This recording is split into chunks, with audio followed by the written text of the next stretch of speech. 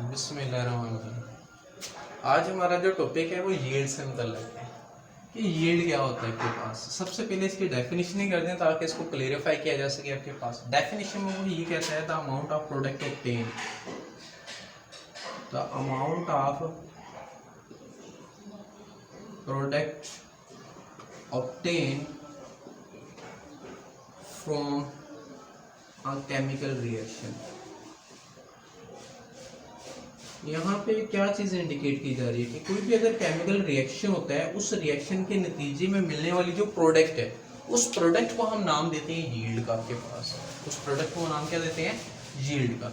Next हम उसकी types के मतलब आ जाते हैं कि उसके टाइप्स कितनी है आपके पास। इसकी दो टाइप्स आपके पास आप लोगों को मिलेगी। दो टाइप्स किस लिहाज से की हैं? एक तो वो टाइप की गई है जिसके मुताबिक हम कहते हैं कि इतना रिएक्टेंट है तो इतना ही प्रोडक्ट आना चाहिए, एक वो टाइप है। एक वो टाइप है कि आपके पास हमने एक्सपेरिमेंट के जरिए वाज़ेह किया कि इतनी रिएक्टेंट लेने से क्या वाकई में इतनी प्रोडक्ट आती भी है कि नहीं आती आपके पास, उसको हम सेकंड नेम देंगे। इस लिहाज से हमने टाइप्स जो है इसके दो टाइप्स कर दी गई हैं आपके पास। टाइप्स में दो टाइप्स हैं। सबसे पहली जो चीज़ आपके पास वो है थ्योरेटिकल यील्ड आपके पास है। थ्योरेटिकल यील्ड में हम डेफिनेशन इसकी हम पढ़ते हैं ताकि इसका आइडिया समझ आ जाए। ये एक ऐसी यील्ड होती है जिसे हम कैलकुलेट करते हैं उनके पास the amount of product, the amount of product calculate, इसे हम कैलकुलेट करते हैं from a reaction of the amount of product calculated of a reaction. एक रिएक्शन की प्रोडक्ट को कैलकुलेट करना है कहाँ से? From balance chemical equation.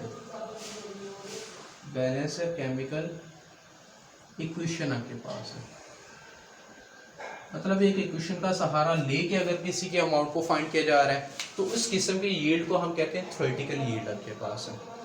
आपके पास कोई भी रिएक्शन है, मतलब एक अब जैसे स्टिचोमेट्रिक है, हमने पढ़ा था कि एक चीज़ के अमाउंट दी हुई है तो हम दूसरों के अमाउंट फाइंड कर सकते हैं, उसे हम नाम देते हैं थ्योरेटिकल यील्ड का। इस तरीके से प्रोडक्ट को फाइंड करने का मतलब केमिकल इक्वेशन है, केमिकल इक्वेशन के जरिए, बैलेंस केमिकल इक्वेशन के जरिए किसी भी रिएक्शंस की उसके अमाउंट को कैलकुलेट करना थ्योरेटिकल यील्ड है आपके पास। नेक्स्ट हम इसके पॉइंट की बात कर लेते हैं, वो सेकंड आपके पास है एक्चुअल यील्ड आपके पास है। एक्चुअल यील्ड में क्या होगा? सारा का सारा यही चीज होगा, the amount of product calculated या ऑब्टेन करने के पास है, the amount of product obtain of a reaction, एक रिएक्शन की फ्रॉम एक्सपेरिमेंट, बाय एक्सपेरिमेंट या किसी एक्सपेरिमेंट के थ्रू आपके पास है, बाय एन एक्सपेरिमेंट। मतलब एक एक्सपेरिमेंट किया हमने, मतलब हमने क्या लिया कि एक अमाउंट, ये आपके पास कार्बन और ऑक्सीजन की अमाउंट चेक कर ली कितनी कितनी है, और इसके लिहाज से हमने देखा कि ये कार्बन डाइऑक्साइड कितना प्रोड्यूस हुआ। तो इसकी एक्सपेरिमेंट करने के बाद हमने इसकी यील्ड को फाइंड करना है, तो इस किस्म की जो इसके अमाउंट को फाइंड करना है कि कितनी अमाउंट है, तो उसको हम नाम देते हैं एक्चुअल यील्ड का। उसको क्या नाम देते हैं? एक्चुअल यील्ड का आपके पास। लेकिन अगर वैसे कह दिया जाए आपके पास जैसे कि ये 12 ग्राम है, ये 32 ग्राम है, तो टोटल आपके पास कितना होगा? 44 ग्राम कार्बन होगा, कार्बन डाइऑक्साइड होगा। तो ये जो कैलकुलेशन ये थ्योरेटिकल यील्ड, ये थ्योरेटिकल होता है आपके पास। लेकिन एक्सपेरिमेंट करने के बाद अगर हम ये कैलकुलेट करते हैं कि क्या वाकई 44 ग्राम हमारे 44 से ऊपर भी जा सकते हैं, नीचे भी जा सकते हैं, इसलिए वो जो यील्ड होगी जो एक्सपेरिमेंट के थ्रू हासिल की गई उसे हम एक्चुअल यील्ड का नाम देंगे। अभी यहाँ पे एक प्रॉब्लम आती है। क्या प्रॉब्लम आती है? इसके थर्ड पॉइंट प्रॉब्लम ही है आपके पास। वो कहते हैं कि एक्चुअल यील्ड कम क्यों होती है? एक्चुअल यील्ड हमेशा थ्योरेटिकल यील्ड से कम होती है।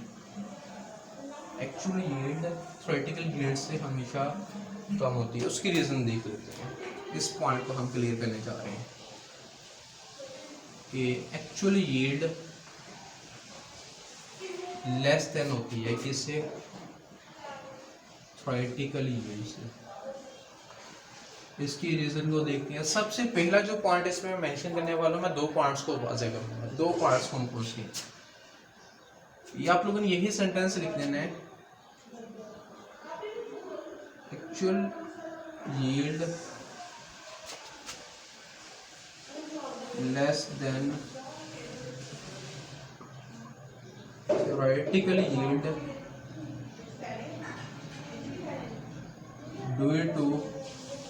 डू टू के बाद अब हम रीजन स्टार्ट कर लेते हैं। सबसे पहली रीजन मैं यहाँ पे जो मेंशन करने वाला हूँ, इनएक्सपीरियंस वर्कर। इनएक्सपीरियंस वर्कर मतलब वर्कर का इनएक्सपीरियंस होना। वर्कर का इनएक्सपीरियंस होने की वजह से भी आपके पास क्या होता है कि थ्योरेटिकल यील्ड जितनी हासिल होनी चाहिए उतनी हासिल नहीं होती। मतलब एक्सपेरिमेंट करने के बाद वो रिजल्ट कम हो जाता है। वो रिजल्ट एक्सपेरिमेंट के बाद जो रिजल्ट आता है के पास वो थ्योरेटिकल यील्ड जितना नहीं आता वो कम आता है। मींस एक्चुअल यील्ड का रिजल्ट कम आता है, इसका मतलब यहाँ पे। अभी एक्सपेरिमेंटल इनएक्सपीरियंस वर्कर मतलब क्या है? इनएक्सपीरियंस वर्कर में क्या चीज़ें आ जाती हैं?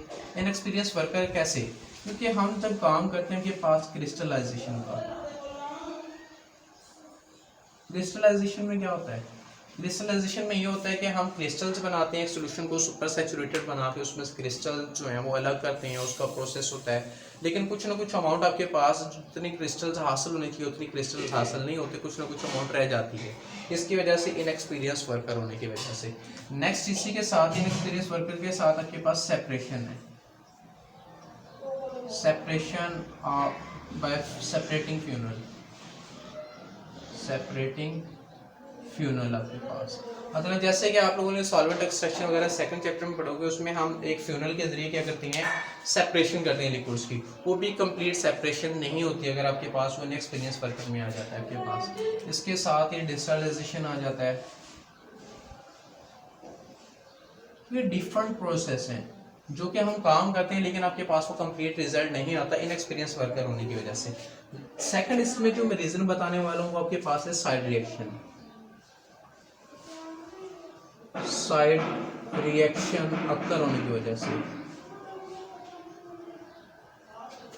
और साइड रिएक्शन अक्कर होने की वजह से आपके पास जो डिजायर प्रोडक्ट होती है वो क्या होती है, कम हो जाती है। डिजायर प्रोडक्ट क्या हो जाती है, कम हो जाती है। मतलब जो हम चाहते हैं कि वो प्रोडक्ट आनी चाहिए लेकिन वो प्रोडक्ट नहीं होती। हमारे पास ऐसी रिएक्शंस हो जाती हैं जो पॉसिबल नहीं होता। जैसे कि मैं आप लोगों को अक्सर बात बताता हूँ कि कार्बन का ऑक्सीजन एसएससी में करवाएं तो कार्बन डाइऑक्साइड बनता है, ये हम डिजायर करते हैं। लेकिन अक्सर औकात क्या होता है कि ऑक्सीजन की लिमिटेड होने की वजह से, क्योंकि हवा है वो लिमिटेड हो सकती है आपके पास, जिसकी वजह से वो कार्बन मोनो में भी चेंज हो जाता है। तो ये क्या चीज़ है, साइड रिएक्शन है, जो कि इस प्रोडक्ट को क्या कर देगा, कम कर देगा आपके पास। मेरे ख्याल से आप लोगों को समझ आ गई होगी इन दोनों पार्ट्स की। इनकी वजह से आपके पास क्या होता है कि एक्चुअल यील्ड जो है वो कम हो जाती है। एक्चुअल यील्ड आपके पास कम होती है थ्योरेटिकल यील्ड से, यही रीजन है। इसके बाद फिर जब काम कर लेता है कोई भी केमिस्ट अपना काम पूरा करने के बाद, वो कहता है कि मैंने जो केमिकल रिएक्शन करवाया है उसकी एफिशिएंसी कितनी है, मतलब मैंने प्रोडक्ट कितनी हासिल कर ली है। अगर वो पूरी की पूरी प्रोडक्ट हासिल की है तो उसे 100% आपके पास कहते हैं कि उसकी एफिशिएंसी है। लेकिन वो निकालने का तरीकाकार क्या होता है, एफिशिएंसी, हम उसको एक सेकंड नाम देते हैं परसेंटेज यील्ड का। Percentage of yield and efficiency of reaction same चीज़ें हैं। परसेंटेज ऑफ यील्ड क्या चीज़ है, मतलब परसेंटेज ऑफ यील्ड फाइंड कर लिया तो हमने एफिशिएंसी ऑफ रिएक्शंस को फाइंड कर लिया, सेम चीज़ है। इसमें वो कहता है कि हमने रेशो निकालने हैं। रेशो हमेशा किसी ना किसी चीज़ के दरमियान में होती है। किसके दरमियान? Ratio between actual as theoretical yield आपके पास है। एक्चुअल और थ्योरेटिकल यील्ड में रेशो, देन फिर क्या कर देना, उसे मल्टीप्लाई आपने कर देना, मल्टीप्लाइंग विद 100% से उसे मल्टीप्लाई कर देना आपके पास, उसके यील्ड आ जाएगी। जैसे हम फार्मूला पढ़ लेते हैं परसेंटेज ऑफ यील्ड का, क्या होगा फिर आपके पास एक्चुअल यील्ड और थ्योरेटिकल यील्ड मल्टीप्लाई बाय 100%। तो ये उसका फार्मूला है। इस फार्मूले के अंदर वैल्यू पुट करें और आपके पास क्या आ जाएगा, उसका रिजल्ट आ जाएगा। मेरे ख्याल से ये पॉइंट सारे के सारे क्लियर हो गए होंगे और यील्ड के अच्छे से समझ भी आ गई। Okay, thank you so much. Next lecture के लिए वेट कीजिए। ओके, खुदा हाफिज़।